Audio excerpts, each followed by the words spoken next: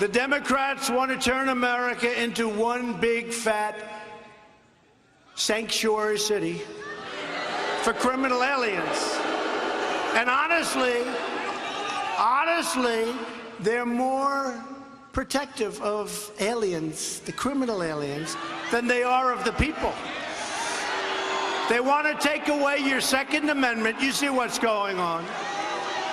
I don't think you want your Second Amendment played with. They want to take over American health care and abuse our courts to rewrite our Constitution. And how do you like the judges that I've been appointing?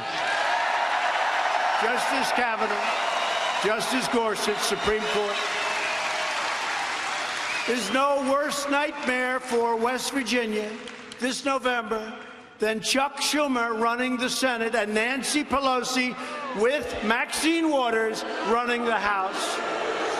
And that is why you must vote Republican. You got to get out and vote. You know, they keep talking about a blue wave. I don't see it. We have the greatest economy we've ever had. Joe Manchin always voted for Obama, and he voted to keep the disaster known as Obamacare, and I will tell you, it is being chipped away. You know, we had it beaten, but one man, I'm sure nobody knows who I'm talking about, voted no, shockingly, really surprising to a lot of people, because he campaigned on repeal and replace. But we've really knocked it out, including the individual mandate.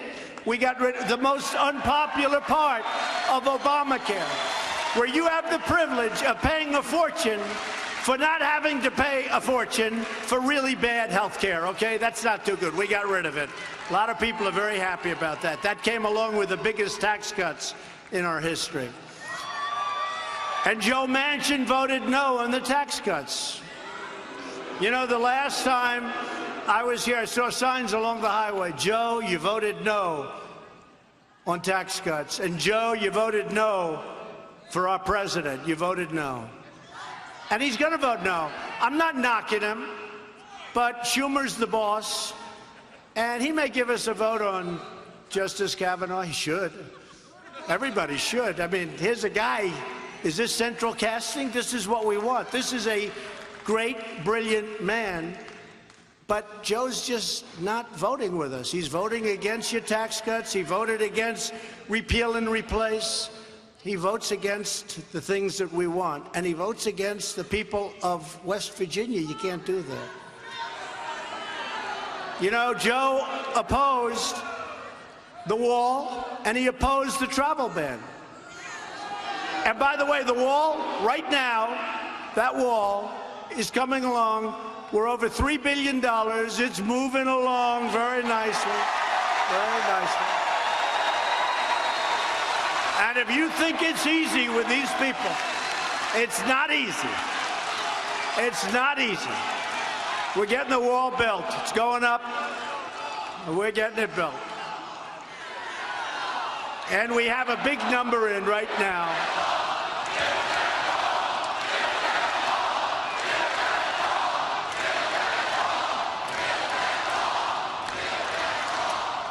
So Shelley and Corey, you hear that, right? So we have $3.2 billion. We're looking for $5 billion this year, and all of a sudden it's going to be finished, and it's going to be very, very effective.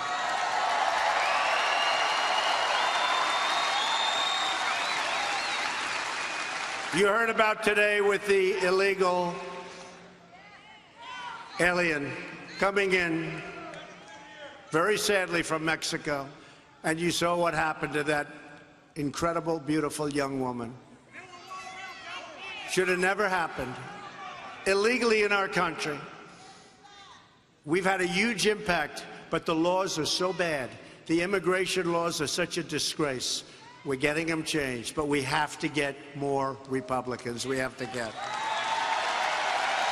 This election is bigger than any one race. It's about whether we want to continue the amazing progress we've made for America, or whether we want to surrender that progress to the forces of extremism and obstruction.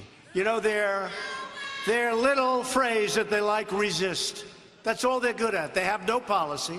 They're not good politicians, but they're good at sticking together and resisting. I have almost 400 people that haven't been approved by they're slow walking. You know what's slow walking? They're slow walking them.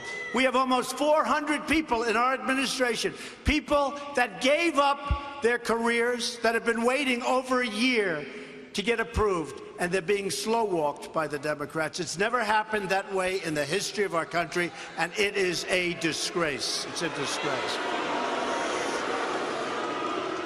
The Democrat Party is held hostage by the so-called resistance, left-wing haters and angry mobs. They're trying to tear down our institutions, disrespect our flag, demean our law enforcement, denigrate our history, and disparage our great country, and we're not going to let it happen.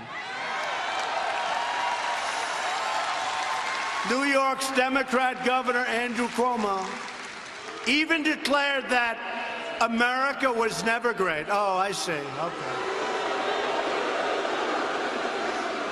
Tell that to our great soldiers at World War I, World War II, Korean War, so many others. Tell them, to the folks that sent a rocket up to the moon and our great astronauts. Tell them, to all of the great medical research we've done in this country. And he says America was never great. I would imagine that's career-threatening, right? I would imagine. How did he get away with that one? Did you hear? He was speaking to a room loaded up with socialists and probably others. Probably others. No, not communists, but there could have been a couple of them, too. And he made the statement, and America was never great. And they go, did you hear? They go, whoa, whoa, whoa. They couldn't even believe it.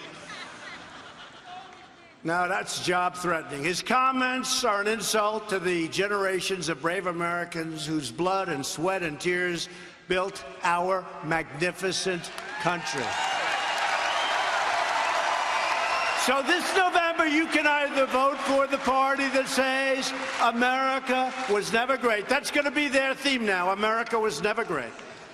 Hey, let's do that. You know, they copied mine. Promises made, promises kept. Let's give them a new theme. Quote, America was never great. That's the Democrats' new theme. Can we do that? Yeah. We'll retheme their party. Or you can vote proudly for everything that we stand for. We're the greatest country in the world, and we are now the greatest economy that we have ever had. We're the greatest economy in the world. We've gone up $10 trillion in value since my election.